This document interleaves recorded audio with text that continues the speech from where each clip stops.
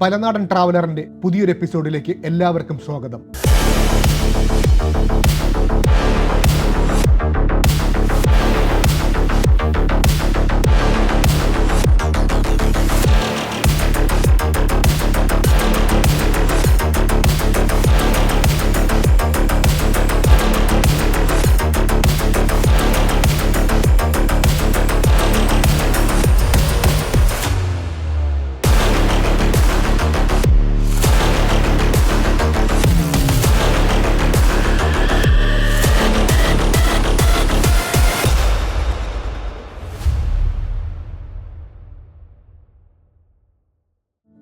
ഞാൻ അഭിലാഷ് കല്ലറ. പാരീസിലെ എൻ്റെ രണ്ടാമത്തെ ദിനമാണ്. സമയം രാവിലെ 6:30. പുറത്തെ കാഴ്ചകൾ കാണാനായി ഞാൻ താഴേക്കിറങ്ങി. ഇന്നത്തെ എൻ്റെ യാത്ര ഐഫൽ ടവറിന്റെ കാഴ്ചകൾ കാണുക എന്നതാണ്. പകൽ വെളിച്ചത്തിലും പിന്നെ രാത്രിയിൽ സീൻ നദിയിലൂടെ ബോട്ടിൽ സഞ്ചരിച്ച് ഐഫലിന്റെ രാത്രി കാഴ്ചയും കാണണം. ചെറിയ തണുപ്പുണ്ട്. ഹോട്ടലിന് സമീപമുള്ള അപ്പാർട്ട്മെന്റുകൾക്ക് സമീപത്തു കൂടി ഞാൻ കുറച്ചു ദൂരം നടന്നു. ഒരു നായക്കുട്ടിയെയും പിടിച്ച് രാവിലെ നടക്കാൻ ഇറങ്ങിയതാണ് ഈ ഫ്രഞ്ച് യുവതി. Good morning. ചിരിച്ച മുഖത്തോടുകൂടി ഒരു ഗുഡ് മോർണിംഗ് എനിക്കും കിട്ടി. റോഡിന് ഇരുവശവും ചെടികളൊക്കെ വെച്ച് പിടിപ്പിച്ച് മനോഹരമാക്കിയിട്ടുണ്ട്. സമയം ഏകദേശം 7 മണിയായിട്ടുണ്ട്. നേരം പുലർന്നു വരുന്നതേ ഉള്ളൂ. തണുപ്പുണ്ട്, അത്യാവശ്യം ചെറിയ കാറ്റും, വളരെ സുന്ദരമായ അന്തരീക്ഷം എന്ന് വേണമെങ്കിൽ പറയാം. ഇത് പാരീസിലെ ഒരു ബസ് സ്റ്റോപ്പാണ്. നല്ല മികച്ച രീതിയിലാണ് നിർമ്മിച്ചിരിക്കുന്നത്. ഒരു ബസ് സ്റ്റോപ്പ് പോലും എങ്ങനെ വരുമാനം ഉണ്ടാക്കി മാറ്റാമെന്ന് നമുക്കിത് കാട്ടിത്തരുന്നു. യാത്രക്കാർക്ക് തണലായി പരസ്യ ബോർഡുകൾക്ക് മുകളിൽ ബസ് സ്റ്റോപ്പ് ഇങ്ങനെ നിവർന്നു നിൽക്കുന്നു.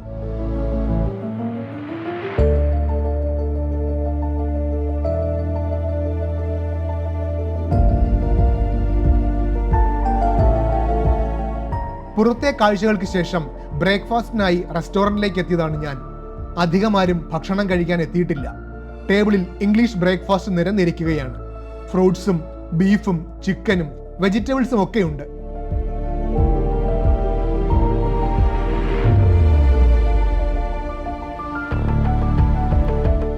ചീസ് ഇവിടുത്തെ ഒരു പ്രധാന ഐറ്റമാണ്. പല വിധത്തിലുള്ള ചീസുകൾ ടേബിളിൽ നിരത്തി വച്ചിരിക്കുന്നു.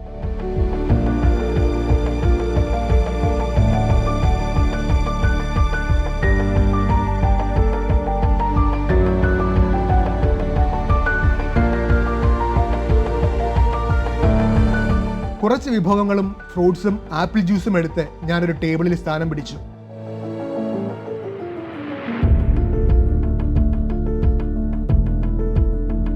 ബ്രേക്ക്ഫാസ്റ്റും കഴിച്ച് 9 മണിയോടുകൂടി ഐഫൽ ടവർ കാണാനായി യാത്ര തിരിച്ചു. റോഡിൽ വലിയ തിരക്കൊന്നും കാണാനില്ല. സൈക്കിൾ സവാരിക്ക് പോകുന്നവരാണ്. ബസ് പോകുന്നതും കാത്തു നിൽക്കുകയാണവർ.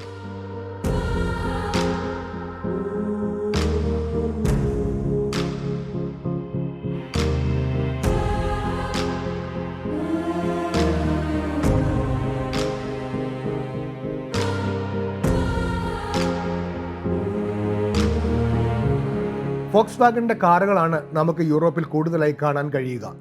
യൂറോപ്പിൽ 60% മാർക്കറ്റ് ഷെയർ അവർക്കാണ്. 1938 അഡോൾഫ് ഹിറ്റ്ലറാണ് ഫോക്സ് വാഗൺ ഫാക്ടറിക്ക് തറക്കല്ലിട്ടത്. അദ്ദേഹത്തിന്റെ ഏറ്റവും വലിയ ആഗ്രഹമായിരുന്നു ഓരോ കുടുംബത്തിനും താങ്ങാൻ കഴിയുന്ന തരത്തിലുള്ള ഒരു കാർ വേണമെന്നുള്ളത്. ഫോക്സ് വാഗൺ പ്യൂപ്പിൾസ് കാർ എന്നാണ് അറിയപ്പെടുന്നത്.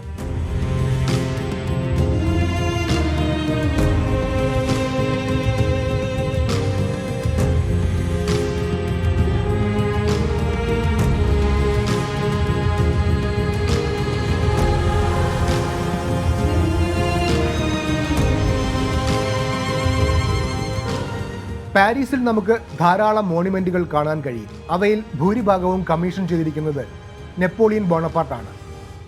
ഫ്രാൻസിലെ പ്രശസ്തമായ സ്മാരകങ്ങളിൽ ഒന്നാണ് ഈ കാണുന്ന ആർക്ക് ഡി ട്രയോംഫ്. ഫ്രഞ്ച് വിപ്ലവത്തിലും നെപ്പോളിയൻ യുദ്ധങ്ങളിലും ഫ്രാൻസിനു വേണ്ടി പോരാടി മരണപ്പെട്ടവരുടെയും ഒപ്പം ഫ്രഞ്ച് സൈന്യത്തിന്റെ വിജയങ്ങളുടെയും സിംബലായി ഇത് നിലകൊള്ളുന്നു. 50 മീറ്റർ നീളവും 45 മീറ്റർ വീതിയിലുമാണ് ഈ സ്മാരകം നിർമ്മിച്ചിട്ടുള്ളത്.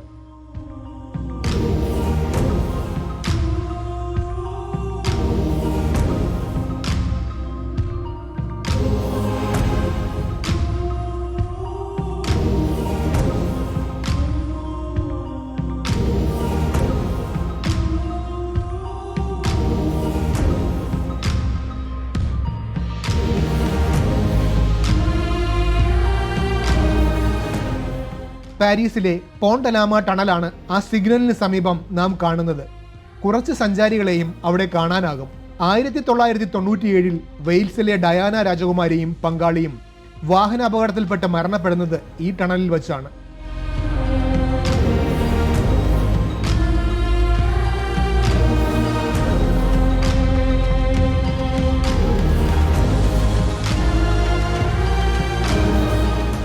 നാൽപ്പത് മിനിറ്റ് കൊണ്ട് ബസ് ഹോട്ടലിൽ നിന്നും ഐഫൽ ടവറിന്റെ സമീപം എത്തിച്ചേർന്നു. ലോകാത്ഭുതം കാണാൻ പോകുന്നതിന്റെ സന്തോഷത്തിൽ എല്ലാം മറന്ന് ഞാൻ തെരുവിലൂടെ നടന്നു.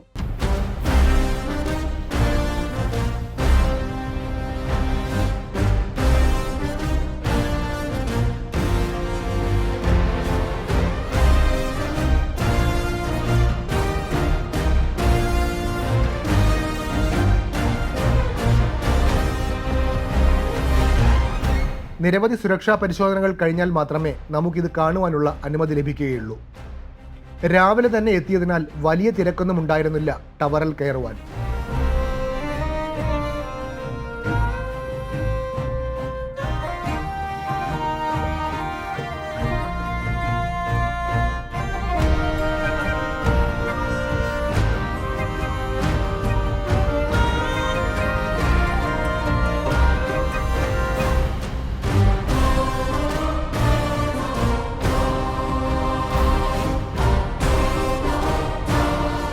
ഫ്രഞ്ച് വിപ്ലവത്തിന്റെ ശതാബ്ദി വാർഷികത്തോടനുബന്ധിച്ച് 1889 ഐഫൽ ടവർ രൂപം കൊണ്ടത്.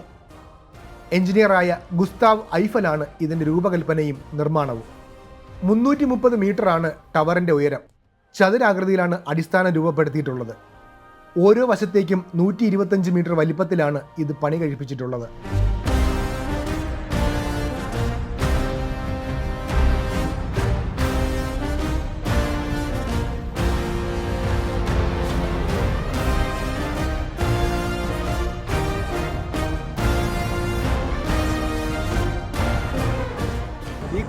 ഈ മുകളിൽ കാണുന്നത് മുതൽ താഴേക്ക് വരുന്ന 4 കാലുകളിൽ ഇങ്ങനെ തല ഉയർത്തി നിൽക്കുന്ന ഈഫൽ ടവറിൻ്റെ അടിയിലാണ് ഞാനിപ്പോൾ ഉള്ളത്. വളരെ സുന്ദരമായ ഒരു കാഴ്ചയാണ് ഞാൻ ഈ കണ്ടുകൊണ്ടിരിക്കുന്നത്. ജീവിതത്തിൽ നമ്മൾ ഒരിക്കലെങ്കിലും വന്ന് കാണേണ്ട അത്ഭുതം തീർച്ചയായും പറയാവുന്നൊരു കാര്യം തന്നെയാണ്.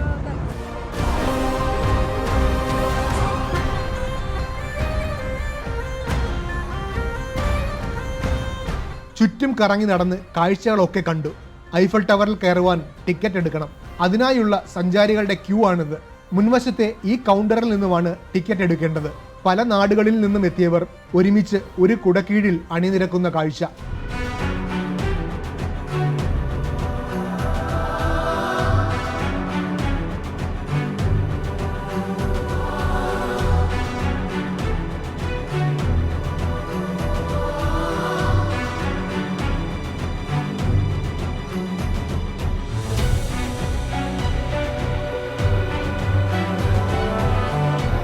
താഴെ നിന്നും സഞ്ചാരികളെയും കൊണ്ട് ലിഫ്റ്റ് ഐഫൽ ടവറിന് മുകളിലേക്ക് പോവുകയാണ്.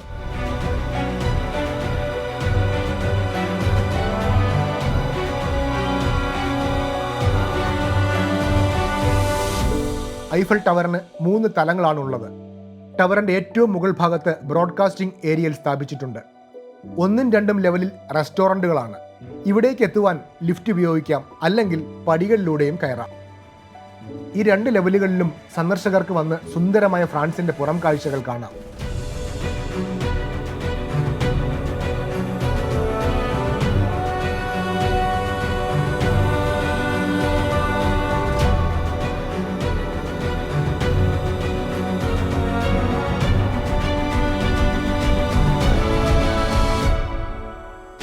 ഐഫൽ ടവറിന്റെ നിർമ്മാണത്തിന് പെഡിൽ അയണാണ് ഉപയോഗിച്ചിരിക്കുന്നത്. ഏകദേശം 7300 ടൺ ഭാരമാണ് ഇതിനുള്ളത്. മുകൾ ഭാഗത്തെ ആന്റിന, ലിഫ്റ്റുകൾ, കടകൾ എന്നിവയുടെ ഭാരം കൂടി കൂട്ടിയാൽ മൊത്തം 10100 ടണ്ണാണ് ഇതിന്റെ ഏകദേശം ഭാരം. മുകളിൽ നിന്നും സഞ്ചാരികളെയും കൊണ്ട് ലിഫ്റ്റ് താഴേക്ക് വരികയാണ്. ഇതിൽ കയറി വേണം എനിക്ക് മുകളിലേക്ക് പോകുവാൻ.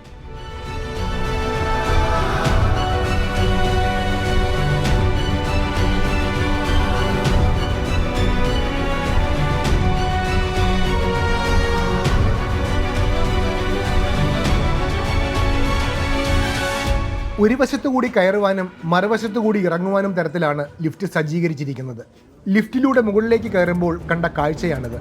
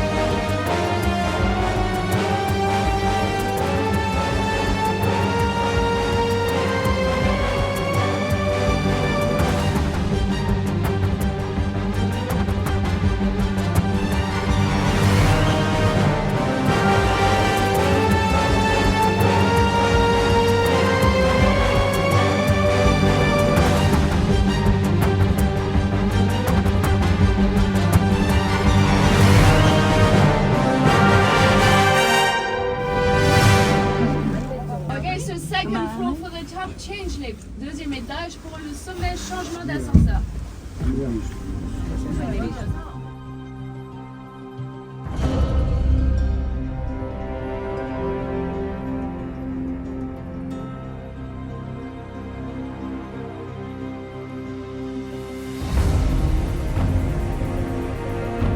സഞ്ചാരികൾക്കൊപ്പം ഞാനും ആകാംക്ഷയോടെ പുറത്തേക്കിറങ്ങി. ലിഫ്റ്റ് ഇറങ്ങി പുറത്തു വന്നപ്പോൾ കണ്ട കാഴ്ചകൾ ശരിക്കും എന്നെ ഞെട്ടിച്ചു.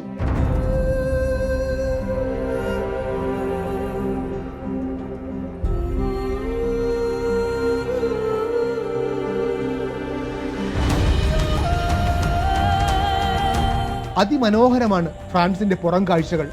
പാരീസ് സിറ്റി വളരെ ഭംഗിയായി തോന്നി.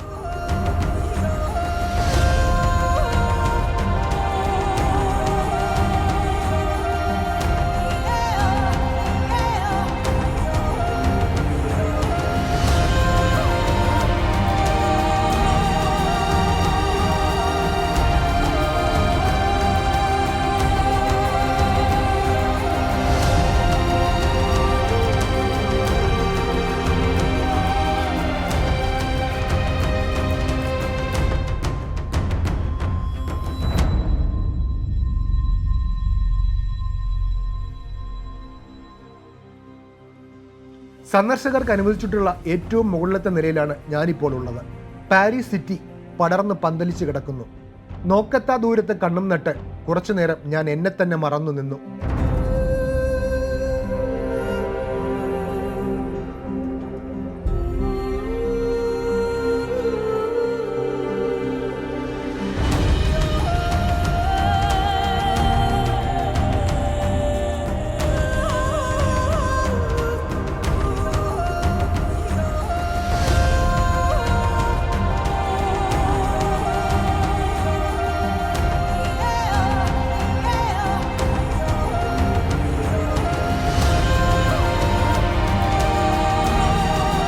ഐഫൽ ടവറിന് മുകളിൽ നല്ല കാറ്റാണ് അനുഭവപ്പെടുന്നത്. ഒപ്പം നല്ല സുഖമുള്ള തണുപ്പും.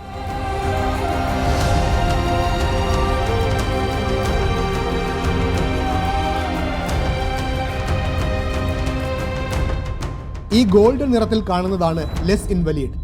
നെപ്പോളിയൻ അന്ത്യവിശ്രമം കൊള്ളുന്നത് ഇവിടെയാണ്. പാരീസിലെ വിസ്തൃതമായ സൈനിക യുദ്ധ മ്യൂസിയവും ഇതിനടുത്ത് തന്നെയാണ്. അങ്ങ് ദൂരത്തായി ആ കാണുന്നത് സാക്രിക്കോർ ബസലിക്കയാണ്. പാരീസിൽ ഏറ്റവും കൂടുതൽ ആളുകൾ എത്തുന്ന സ്മാരകങ്ങളിൽ ഒന്ന്. അവിടേക്കും ഞാൻ യാത്ര പോകുന്നുണ്ട്. നൂറ്റാണ്ടുകൾക്ക് മുമ്പ് ഇങ്ങനെ ഒരു ലോകാത്ഭുതം പണി കഴിപ്പിച്ച ഭരണാധികാരികൾക്കും എഞ്ചിനീയർമാർക്കും ഉണ്ടായിരുന്ന ദീർഘവീക്ഷണം എടുത്തു പറയേണ്ടതാണ്. ഇന്ന് ഫ്രാൻസിലെത്തുന്ന സഞ്ചാരികളിൽ ഭൂരിഭാഗവും ഐഫൽ ടവർ സന്ദർശിക്കാതെ മടങ്ങിപ്പോകാറില്ല. വരുമാനത്തിനപ്പുറം നിരവധി തൊഴിലവസരങ്ങളും ഈ ടവർ വാഗ്ദാനം ചെയ്യുന്നു എന്നതാണ് മറ്റൊരു പ്രത്യേകത.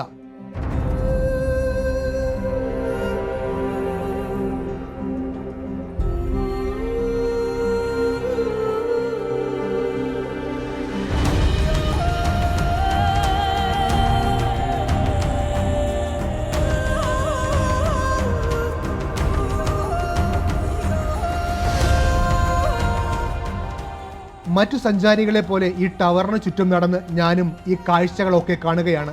ടവറിലെത്തുന്ന സഞ്ചാരികൾ ദൂരദർശനിലൂടെ ഫ്രാൻസിന്റെ പുറം കാഴ്ചകളൊക്കെ കാണുകയും സെൽഫി എടുത്തും ഒക്കെ ആസ്വദിക്കുകയാണ്. മറ്റു ചിലർ ഇരിപ്പിടങ്ങളിൽ വിശ്രമിക്കുന്നതും കാണാനാകും. ടവറിൽ സ്ഥാപിച്ചിരിക്കുന്ന ദൂരദർശനിലൂടെ സഞ്ചാരികൾക്ക് നഗരം കണ്ട് ആസ്വദിക്കുവാൻ കഴിയും. വിദൂര കാഴ്ചകൾക്ക് ഇതേറെ ഗുണം ചെയ്യുന്നുണ്ട്. ഈ താഴെക്കൂടെ ഒഴുകുന്നത് സീൻ നദിയാണ്. കലങ്ങി മറിഞ്ഞ് ഒഴുകുകയാണ്. ടൂറിസത്തിന്റെ ഭാഗമായി സഞ്ചാരികളുമായി പോകുന്ന ബോട്ടാണിത്. ഈ സീൻ നദിയിലൂടെ വൈകുന്നേരം എനിക്ക് ബോട്ടിംഗ് ഉണ്ട്. ഐഫലിന്റെ രാത്രി കാഴ്ചകളാണ് അതിന്റെ പ്രധാന ആകർഷണം. ട്രൊക്കാഡറോ സ്ക്വയർ ആൻഡ് ഗാർഡൻസ് ആണ് ഈ സീൻ നദിക്ക് സമീപം കാണുന്നത്. സഞ്ചാരികളുടെ സാന്നിധ്യം അവിടെയും നമുക്ക് കാണാനാകും.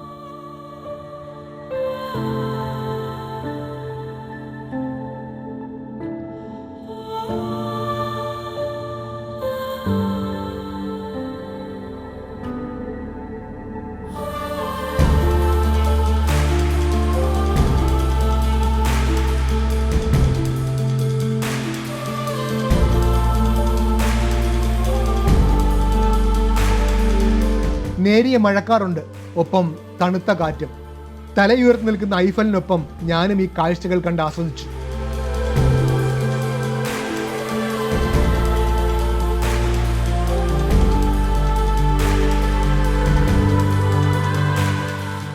ഇത് ടവറിനുള്ളിലെ സുവനീർ ഷോപ്പാണ്.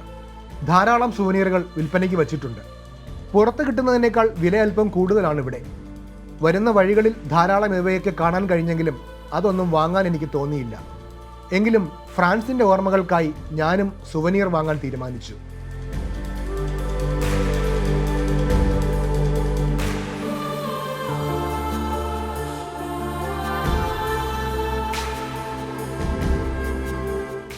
ഐഫൽ ടവർ തന്നെയാണ് എനിക്കിഷ്ടമായത്.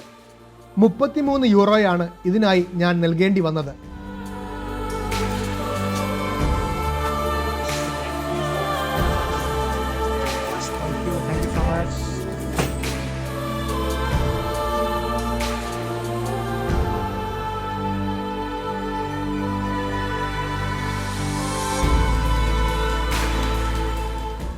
ഐഫൽ ടവറിന് പുറത്തും അടുത്തും നിന്ന് കണ്ട ശേഷം ഇനി ദൂരെ മാറി നിന്ന് കാണുകയാണ് അടുത്ത ലക്ഷ്യം. അതിനുവേണ്ടി അല്പദൂരം സഞ്ചരിക്കേണ്ടതുണ്ട്. ഏകദേശം 10 മിനിറ്റ് നടന്നാൽ മാത്രമേ ബസ് കിടക്കുന്ന സ്ഥലത്തേക്ക് എനിക്ക് എത്തുവാൻ കഴിയുകയുള്ളൂ.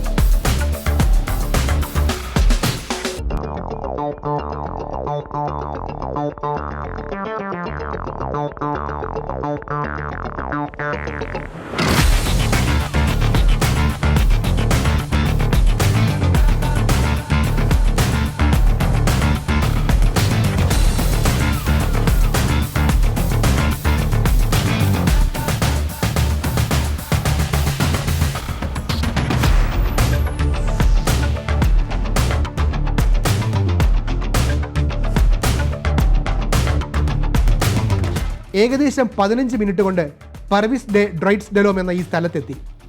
ഐഫൽ ടവറിന്റെ ദൂരക്കാഴ്ച കാണാനായാണ് ഞാൻ ഇവിടെ എത്തിയത്.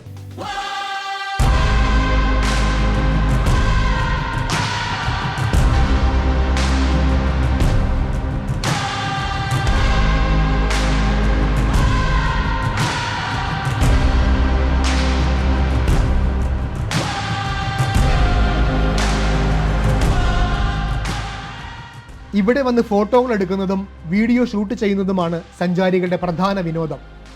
ധാരാളം ഇന്ത്യൻ സിനിമകൾക്കും ഈ ലൊക്കേഷൻ സാക്ഷിയായിട്ടുണ്ട്.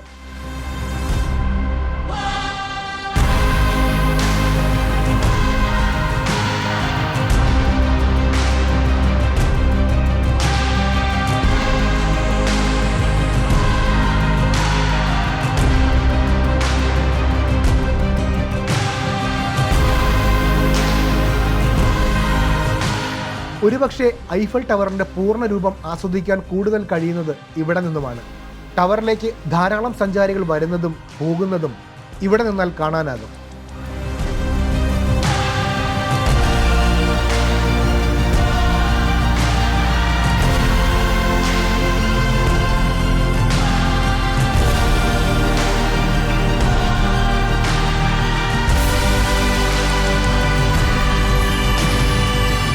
ഡാൻസ് പ്രാക്ടീസും ഒപ്പം വീഡിയോ ഷൂട്ടുമൊക്കെ നടക്കുകയാണ് ഇവിടെ. ഈ കാഴ്ചകളൊക്കെ കണ്ട് ഞാനും പതുക്കെ നടന്നു.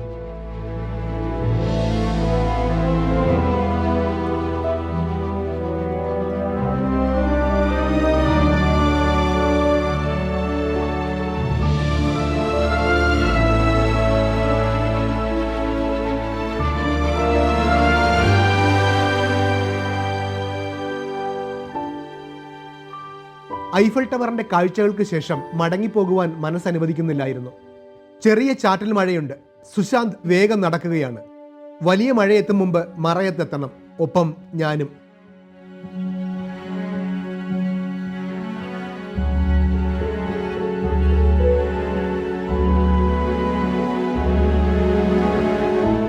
ഇത് ബാട്ടോ മുഷൈസ് ഫ്രഞ്ച് പദമാണ്.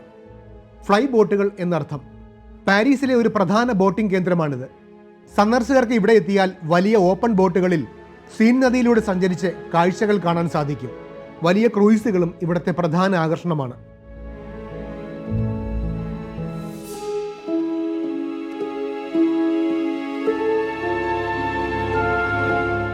പകൽ വെളിച്ചത്തിൽ നാം കാണുന്ന ഐഫൽ ടവർ അല്ല, രാത്രിയാകുമ്പോൾ അലങ്കാര ലൈറ്റുകളുടെ ശോഭയിൽ കൂടുതൽ സുന്ദരിയാകും.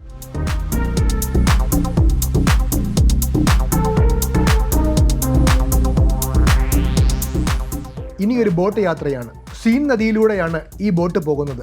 ധാരാളം സഞ്ചാരികൾ രാത്രികാല കാഴ്ചകൾ കാണാൻ എത്തിയിട്ടുണ്ട്.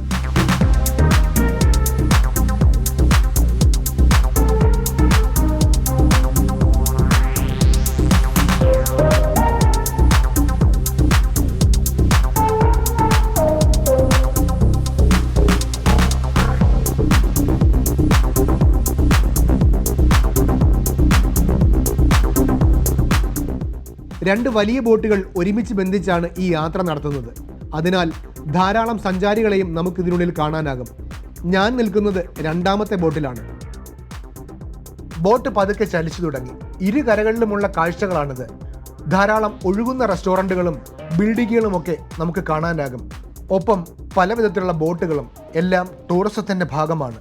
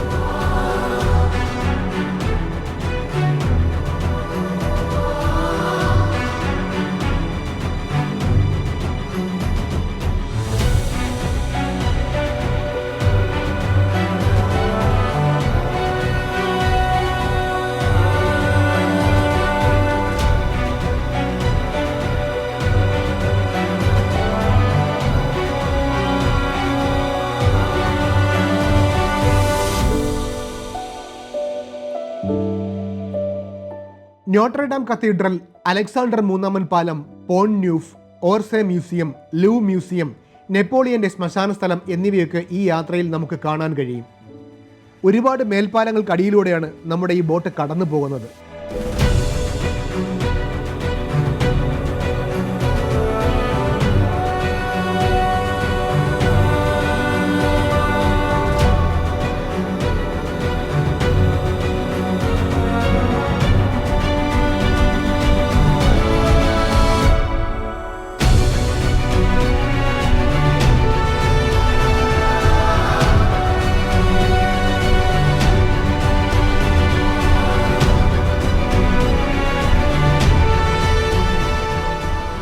സീൻ നദിയിലൂടെ ഡിന്നർ കഴിച്ചുകൊണ്ട് കാഴ്ചകൾ കാണാൻ കഴിയുന്ന വലിയ ബോട്ടുകളും നമുക്കിവിടെ കാണാൻ കഴിയും.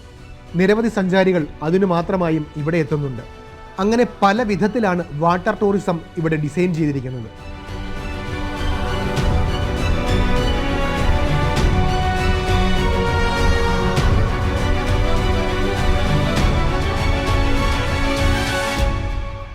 തണുത്ത കാറ്റുണ്ടെങ്കിലും ഈ നദിയിലൂടെയുള്ള യാത്രയും കാഴ്ചകളും ഒക്കെ വളരെ മനോഹരവും രസകരവുമാണ്. സഞ്ചാരികൾ എല്ലാവരും അത് ആസ്വദിക്കുന്ന കാഴ്ചയാണ് ഈ കാണുന്നത്.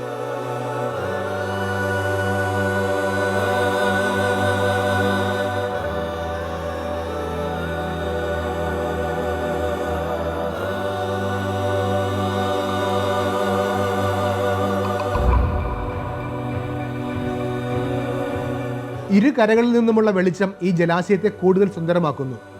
ഒപ്പം ബോട്ടുകളിൽ നിന്നുള്ള കളർ ലൈറ്റുകളും.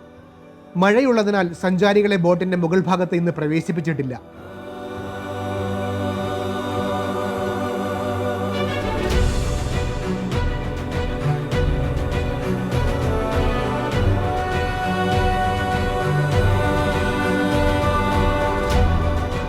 രാത്രിയാകുന്നോറും പാരീസിന്റെ സൗന്ദര്യം കൂടി വരികയാണ്.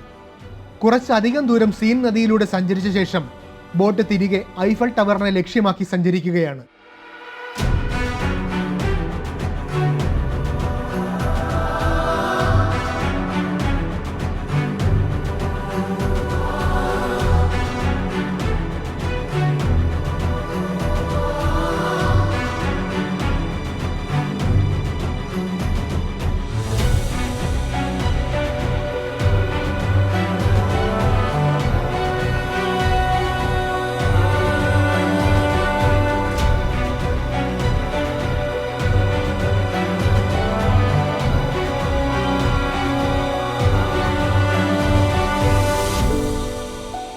നിരവധി പാലങ്ങൾക്കടിയിലൂടെ ബോട്ട് പായുകയാണ്. ആ പാലങ്ങൾക്കുമുണ്ട് ഒരു പ്രത്യേക ഭംഗി. അങ്ങ് ദൂരത്തായി ഐഫൽ ടവർ മിന്നി തിളങ്ങുന്നത് കാണാൻ കഴിയുന്നുണ്ട്. സ്വർണ്ണവർണ്ണത്തിൽ തിളങ്ങി നിൽക്കുന്ന ഐഫലിൽ നിന്നും കണ്ണെടുക്കുവാൻ കഴിയുന്നില്ല. അത്രയ്ക്കും സുന്ദരിയാണവൾ.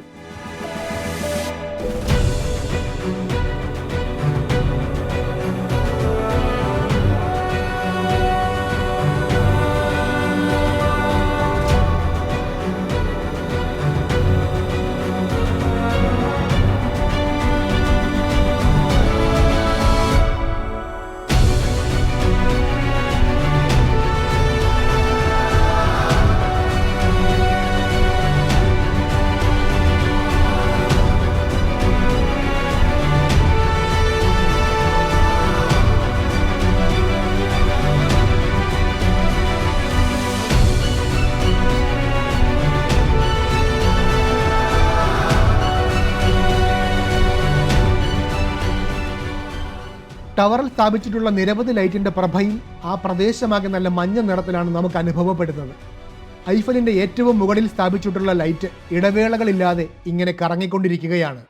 ഈ കാഴ്ച പാരീസ് നഗരത്തിൽ എവിടെ നിന്നാലും നമുക്ക് കാണാനാകും.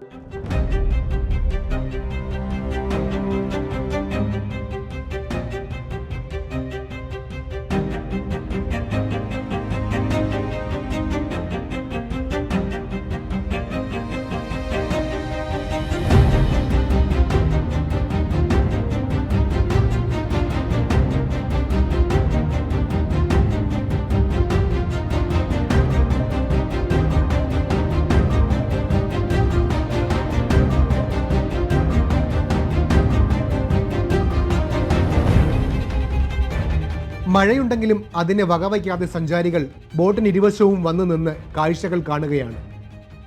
ബോട്ട് വീണ്ടും മുന്നോട്ട് പായുകയാണ്. കാഴ്ചകളുടെ ഭംഗി മറ്റൊരു തലത്തിലേക്ക് മാറി മാറി വരികയാണ്. ഐഫലിനെ സ്വന്തം ചിത്രത്തിൽ ഉൾപ്പെടുത്തുവാൻ വേണ്ടി പരിശ്രമിക്കുന്ന സഞ്ചാരിയെയും ഞാനും ക്യാമറയിൽ പകർത്തി.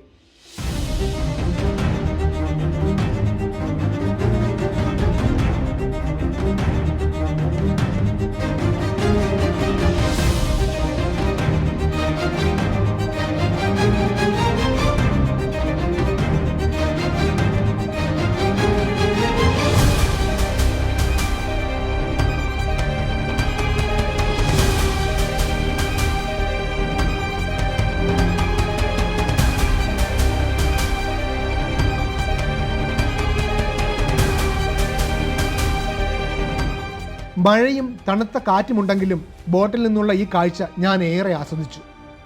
സമയം രാത്രി 10 മണിയായപ്പോൾ ലൈറ്റ് ഷോയും ആരംഭിച്ചു. വളരെ കുറച്ച് സമയം മാത്രമേ ഈ ലൈറ്റ് ഷോ ഉണ്ടാവുകയുള്ളൂ. നല്ല ഗോൾഡൻ നിറത്തിലായിരുന്ന ടവർ ഇപ്പോൾ മിന്നിത്തെളിയുന്ന നിറങ്ങളിലേക്ക് മാറ്റപ്പെട്ടു.